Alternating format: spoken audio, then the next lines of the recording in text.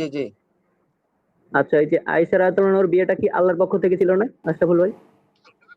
অবশ্যই হাদিস আছে এ ব্যাপারে। হ্যাঁ, হ্যাঁ, এবং স্বপ্নে দেখেছেন আল্লাহ রাসূল, আল্লাহর নির্দেশ ছিল, হ্যাঁ? তো মোহাম্মদ আলী ভাই জি। আপনাকে একটা শর্টকাট প্রশ্ন করি, মানে এক কথায় উত্তর দেওয়ার চেষ্টা করবেন। কোরআনের বাইরে ওহী আছে এটা আমরা বহুবার প্রমাণ করেছি, হ্যাঁ? এখন কথা হচ্ছে আল্লাহ যদি রাসূলকে নির্দেশ দেয় তোমাকে আয়েশা রাদিয়াল্লাহু আনহাকে ৬ বছর বয়সে বিয়ে করতে হবে। এখন রাসূলের কি এই হুকুম আছে বা রাসূলের কি এখতিয়ার আছে যে তিনি করবেন না? বলেন আমাকে একটু। হ্যাঁ বা না বলেন। না, অবশ্যই না। আল্লাহ বললে অবশ্যই করবেন তিনি। হ্যাঁ, করবেন তিনি। তাহলে তাকে করতে বলা হয়েছে। আল্লাহ বলেছে, দিনের কল্যাণে হোক, সেটা আল্লাহ ভালো জানে। এবং দিনের কল্যাণে এটা আমরা স্পষ্ট দেখতেও পাই, হ্যাঁ? তো আচ্ছা, একটু আল্লাহ যেহেতু হাদিসটা দেখান বলেছেন দেখি। তিনি করেছেন। এখন যদি আপনাদের অসুবিধা না হয় হাদিসটা একটু দেখাবেন প্লিজ। আচ্ছা, ওটা আমরা পরে যাচ্ছি। আগে কোরআন থেকে আমরা একটু দেখি যে এরকম কোনো ঘটনা মিলে যায় কিনা। এখন ইব্রাহিম আলাইহিস সালাম তার সন্তানকে কুরবানি করবেন, তাই না আশরাফুল ভাই? জি। এখন আমরা সবাই জানি যে কাউকে অন্যায়ভাবে হত্যা করা যাবে না, কাউকে অন্যায়ভাবে কুরবানি করা যাবে না। যাবে কি আশরাফুল ভাই? না না না। না, যাবে না। এখন ইব্রাহিম আলাইহিস সালাম তার সন্তানকে কেন হত্যা করছে? কারণ আল্লাহ তাকে স্বপ্নে বলেছে, হ্যাঁ? আল্লাহ তাকে বলেছে। এখন আপনি যদি ওই সময়ের যুগের মানুষ হন আর ইব্রাহিম আলাইহিস সালামকে যদি দেখেন যে তার সন্তানকে হত্যা করছে, তো আপনি তো বাধা দিবেন। তুমি কেন হত্যা করছো? কিন্তু তিনি তো নবী, তিনি তো জানেন। আপনি জানেন না, কিন্তু তিনি তো জানেন যে তার প্রতি আল্লাহর নির্দেশ আছে এটা। আল্লাহ তাকে এভাবেই পরীক্ষা করছেন অথবা এটার মধ্যে তার জন্য কল্যাণ আছে। এটা সে জানে, আপনি জানেন না। তাই না আশরাফুল ভাই? জি জি। এখন কোরআনে কি বিধান আছে বা ইসলামের বিধান কি যে অন্যায়ভাবে কাউকে হত্যা করা যাবে না, কিন্তু আল্লাহই তো নির্দেশ দিচ্ছে ইসমাইল আলাইহিস সালামকে কুরবানি করতে হবে। পরে কি ঘটলো সেটা তো পরের বিষয়, পরে কি ঘটবে এটা তো ইব্রাহিম আলাইহিস সালামও জানে না। কিন্তু আমরা কি দেখছি, তাকে তো হত্যা করতে বলছে আগে, তাই না? বা কুরবানি করতে তো আগে বলছে আল্লাহর জন্য।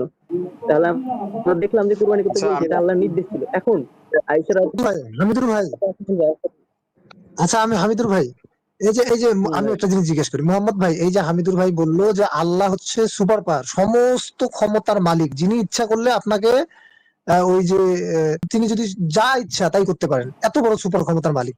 এই যে হামিদুর ভাই যে পয়েন্টটা বললো যে তিনি নির্দেশ দিচ্ছেন, তিনি ভালো বুঝছেন, সেখানে তিনি ভবিষ্যৎ জানেন, অতীত জানেন, সবকিছু জানেন, আচ্ছা, তিনি হচ্ছে। থামেন। আপনাকে একটু থামাই দাও। হ্যাঁ, একটু হ্যাঁ, একটু বলেন। থামাই প্লিজ। আল্লাহ যে নির্দেশটা দিয়েছেন, আমি এই প্রশ্নটা এই জন্য করছি, এটা সত্য কি আমি এটা জানতে চাই। আচ্ছা, তাহলে আপনি আচ্ছা যে কথা আচ্ছা বললেন এখনই, যেটা হয়তো আল্লাহ নির্দেশ দিয়েছেন, সেই নির্দেশটা একটু আমাকে দেখান। আচ্ছা, নির্দেশ আছে, আচ্ছা, হাদিসের মধ্যে আছে যে আল্লাহ রাসূল পরবর্তীতে আয়েশা রাদিয়াল্লাহু আনহাকে বলেছিলেন যে আমি এই তোমাকে স্বপ্নে দেখেছি, হামিদুর আল্লাহ আমাকে রহমান বিয়ে ভাই, করতে বলেছেন। হ্যাঁ ভাই, হামিদুর ভাই। রহমান ভাই হাদিসটা আনছে, আপনি পড়ুন, মোহাম্মদ সাহেব পড়ুন, হাদিসটা বলুন। আরবিতে পড়বেন, বাংলায় পড়বেন। ভাই, ভাই, আপনি তো বললেন এখানে আল্লাহ বলছে, আল্লাহ হাদিসে বলছে। এই যে আরে ভাই, আপনি হাদিসটা আপনি পড়েন না।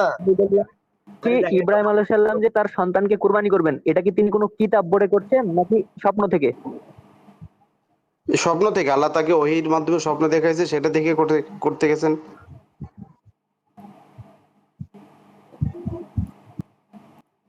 তাহলে বিয়ের কথা কেন কোরআনে থাকবে যেখানে কুরবানির কথা ইব্রাহিম নবীর কিতাবে ছিল না? আচ্ছা, হামিদুর রহমান ভাইয়ের কথা বোঝা যাচ্ছে না, শোনা যাচ্ছে না। তো আপনি হামিদুর রহমান ভাই যে পয়েন্টে কথাটা বলতেছিলেন আমি সেটা বলি, যে ইব্রাহিম আলাইহিস সালাম স্বপ্নের মাধ্যমে কিন্তু ওহী প্রাপ্ত হয়েছেন, আর সেই ওহীকে বাস্তবায়ন করার জন্যই তার ছেলে ইসমাঈল আলাইহিস সালামকে নিয়ে রওনা হয়েছেন এবং মাঠে উপস্থিত হয়েছিলেন। তার মানে বোঝা গেল নবীদের স্বপ্নটাও কিন্তু ওহী। হ্যাঁ। তো এখানে আয়েশা রাদিয়াল্লাহু তাআলা আনহা থেকে হাদিস বর্ণিত, তিনি বলেন যে আয়েশা রাদিয়াল্লাহু তাআলা আনহা বলেন রাসূল সাল্লাল্লাহু আলাইহি ওয়াসাল্লাম বলেছেন, আমি ৩ রাত তোমাকে স্বপ্নে দেখেছি।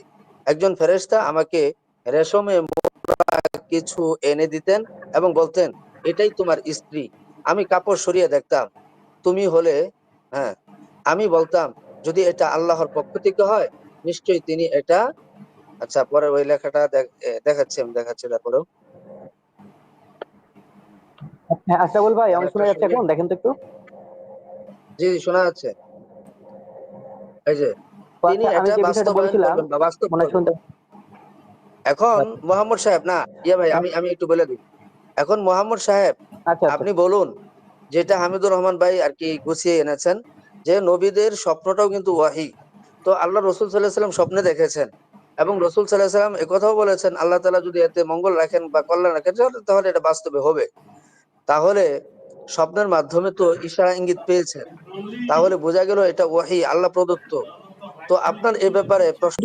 ভাই ভাই মোহাম্মদ মোহাম্মদ ভাই, আপনি শুধু মোহাম্মদ বলেন, আপনি শুধু বলেন যে আপনি উত্তর পেয়েছেন কিনা, পরবর্তীতে যদি কেউ এইভাবে আপনাকে প্রশ্ন করে আপনি উত্তরটা সঠিকভাবে দিতে পারবেন কিনা, এই হলো কিনা। শুধু বলেন যে আপনি, আপনাকে যে ওই যে যে নাস্তিকের কথা বললেন, নাস্তিক বলবো না, ইসলাম বিদ্বেষী, হ্যাঁ, ও তো নাস্তিক না। নাস্তিক মানে সে সাইলেন্ট থাকবে, সে সব সব ধর্মের ব্যাপারে তার আপত্তি থাকবে।